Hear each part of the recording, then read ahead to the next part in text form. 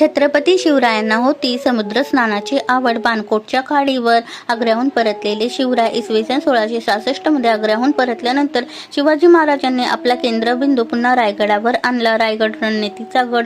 इसवी सन 1668 ते 1669 मध्ये महाराजांनी बराच काळ रायगडावर राहून परकीय धोरण आणि अंतर्गत कारभार आखला होता. स्वराज्याची रचना रायगडावर असताना महाराजांनी मराठी स्वराज्याचा आराखडा, महसूल, लष्कर, किल्ले यांची आखणी केली होती. महाडाचे विशेष स्थान. त्या काळात शिवाजी महाराज अनेकदा महाड येथे मुक्काम करत. महाडात त्यांनी एक वाडाही बांधला होता, बाणकोट. शिवरायांना समुद्र स्नानाची अतिशय आवड होती व ते बाणकोटच्या खाडीवर सुमारे 4 वर्षे मुद्दाम येऊन राहिले होते. शककर्ते शिवाजी याबद्दलची अधिक माहिती शककर्ते शिवाजी या ग्रंथात देण्यात आली आहे. रायगडची जीवनगाथा या पुस्तकात हा उल्लेख येतो. बाणकोटचे सामरिक आणि भौगोलिक महत्त्व. बाणकोट हे ठिकाण पश्चिम किनाऱ्यावरील महत्त्वाचा बिंदू होता. व्यापार व सागरी मार्ग लक्षात घेता त्याचे महत्त्व होते. शिवरायांच्या समुद्र प्रेमाचा एक पैलू सिंधुदुर्ग, विजयदुर्ग, बाणकोट अशा ठिकाणी महाराजांचा सागरी दृष्टिकोन दिसतो. त्यातूनच आरमार निर्माण झाले.